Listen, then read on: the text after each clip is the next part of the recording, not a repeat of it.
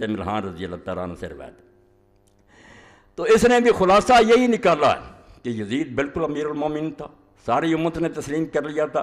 کیسے تسلیم کیا تھا یہ بیان کرنا ہے، جس سے میں نے کہا اور علامہ ابوالکلام آزاد نے کہا یہ کہانی ہی نہیں دین کی حقیقت ہے. اور میں ڈنکے کی چوٹ کہتا ہوں کہ جو لوگ اسلامی خلافت کے مدعی اگر وہ حسین کو نہیں سمجھے ان کی تحریکیں بے برکت ہیں اور کبھی دنیا میں وہ اسلامی خلافت نہیں قائم کر سکتے. اسلامی خلافت برباد کرنے والوں کی حمایت کرتے ہو اور جو اس کو قائم کرنے کے لیے اٹھا اس کو باغی اور مجرم کہتے ہو، پھر کس خلافت کی بات کرتے ہو؟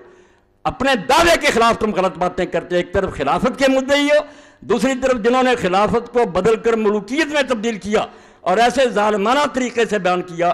میں یہ حقائق اس لیے لکھوانا چاہتا ہوں، میں نے جو اس بارے میں جو پڑھا دکھ تو یہ ہے کہ میں اس کو لکھوا نہیں سکا. آپ اس پر کتاب نہیں لکھ سکا، ورنہ اس پر ایک مبسوط کتاب ہزاروں صفحوں میں لکھنی تھی. یہ کوئی واقعہ، یہ اسلام کا ایک روشنی کا منار ہے. اگر یہ ڈھہ گیا اور حکومتیں چاہتی ہیں کہ اس کو گرا دیا جائے، یہ تو پیغام ویسے ہی دے دیتے نا کہ امام حسین رضی کی قربانی، ورنہ ظالم مسلمان حاکموں کے لیے حسین ایٹم بم ہے. اگر وہ روح امت میں پیدا ہو جائے کہ برے کے سامنے سر نہیں جھکانا چاہیے، طاقت کوئی چیز نہیں ہے، حق کا ساتھ دینا چاہیے.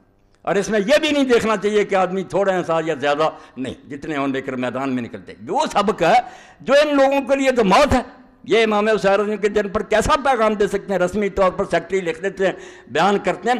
حسین رضی اللہ تعالیٰ عنہ کے واقعہ میں یہ کہتا ہوں کہ کچھ لوگ پوچھتے ہیں یزید جو تھا وہ اپنی ماں بہن سے زنا کیا، جھوٹ بات. ایسی باتوں کی ضرورت نہیں، نہ ہمیں یزید کو کچھ برا بلا کہنے کی ضرورت ہے کہ اس میں یہ برائیاں تھیں. برائی سب سے بڑی یہ ہے جو اللہ کے رسول علیہ السلام نے فرمائی تھی کہ اول من یبدل سنت رجل من بنی امیہ. اصل اعتراض میرا یہ ہے جو اصولی ہے، ہمیں کوئی اس سے بحث نہیں، وہ شراب نہ پیتا نماز نہ. جس طریقہ سے یہ خلافت بنی ہے میں مولانا ابوالکلام آزاد رحمۃ اللہ علیہ کے حوالے دوں گا اس سلسلے میں، کیونکہ وہ نایاب ہے. وہ میرے بچے نے کوشش کی اور بڑی محنت سے اس نے وہ کرمی جو تھے فوٹو اسٹیٹ کرا کے لایا، بڑی محنت کیا. جعفر بچے نے اس بارے میں آزاد نے لکھا کہ بنو امیہ کی حکومت غیر اسلامی اور خالص کفر جلی پر مبنی، کفر جلی کا ننگا کفر، کہ تشدد سے اور زبردستی سے جو حکومت بنوائی جائے اور جب زبردستی جو مسلمانوں کے تخت پر بیٹھ جائے وہ فرشتہ بھی ہو تو شیطان ہے. کوئی حق نہیں، مسلمان امت کا حق ہے کہ اپنے لیے اپنا قائد چنے. ایک شخص زبردستی بیٹھ جاتا ہے اور بعد میں بیعت لیتا ہے، یہ خود اتنا بڑا گناہ اور جرم ہے کہ اس کے ہوتے وہ شراب نہ پیے، زنا نہ کرے، نمازی ہو، دیندار حاجی ہو، انتہا درجے کا بدماش ہے. اس کو کس نے کہا تھا کہ امت کا تخت جو ہے غاصبانہ؟ اس پر آ جائیں گے حوالے کہ صحابہ کی گردنوں پر کیسے تلواریں رکھی گئی، کس طرح بیعت لے گی، جس سے پتہ چلے گا کہ اس سے زیادہ قیامت اس وقت اسلام پر جو آئی تھی نہیں آ سکتی. امیر معاویہ رضی نے اس سلسلے میں جو کردار ادا کیا، جو رشوت سے ہاتھ میں آ گئے، پیسہ دیا، جو تلواروں کے ذریعے ڈرائے جاتے، تلواریں ان کے سروں پر لہرائی گی. اس لیے مسجد مدینہ میں جو بے حرمت بخاری شریف میں سناؤں، اللہ کے لیے تم ہمدردی کرو امام حسین سے جس کے بارے میں رسول اللہ غمگین پایا گیا اور اس کی موت سے پہلے حدیث پاک میں یہ بھی آتا ہے، وہ سارے علامہ البانی صاحب نے اکٹھے کر دیے کہ حضرت علی رضی اللہ فرماتے ہیں حجرے میں داخل ہوئے، رسول اللہ کے آنسو بہہ رہے تھے. فرمایا یا رسول اللہ آپ بچے کو اپنی گود میں کھلا بھی نہ، رو رہے ہیں. فرمایا ابھی خبر دی گئی کہ یہ بچہ شہید کیا جائے.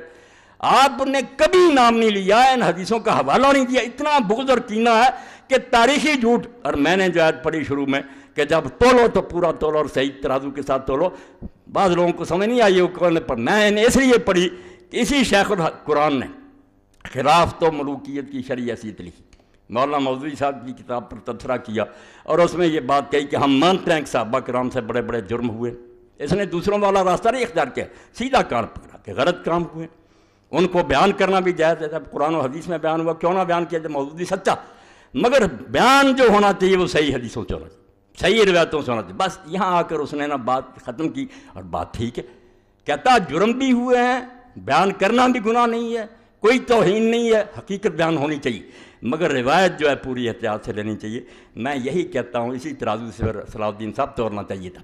آپ نے جتنی امام حسین کے بارے میں لکھی کہ وہ واپس آنا چاہتے تھے، ان کو صحابہ روکتے تھے، ابن عباس روک.